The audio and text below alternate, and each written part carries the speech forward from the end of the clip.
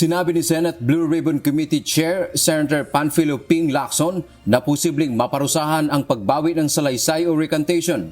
Ito ay matapos lumutang ang isyu na binawi ni dating Department of Public Works and Highways o DPWH District Engineer Henry Alcantara ang kanyang naunang salaysay na isinumite sa Department of Justice o DOJ.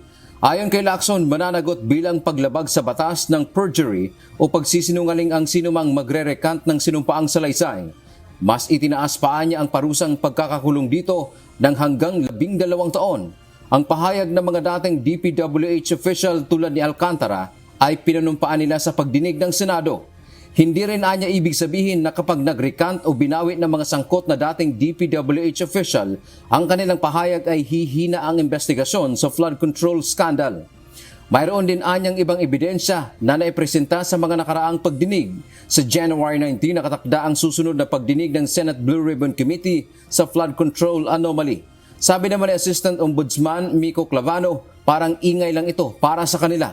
Sa sinumpaang salaysay, anya sila magbabatay at kung totoo man, anya ang issue ay maapektuhan ang pagkakatanggap kay Alcantara sa Witness Protection Program ng Department of Justice o DOJ. Ayon naman kay DOJ spokesperson Attorney Polo Martinez, wala pa silang natanggap na affidavit mula kay Alcantara na nirecant o binawi nito ang kanyang mga naunang pahayag.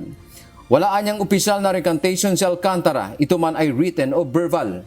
Samantala ang Malacanang sinabing hindi dapat magpaloko, bagkus ay dapat manindigan ang mga witness kaugnay ng kanilang mga pahayag. Okay, again, wala po tayong personal knowledge on that.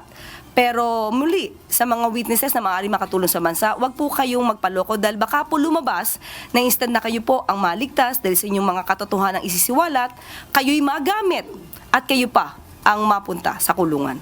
At ang inyong itinuturo na malalaking isda, sila pa po ang makawala.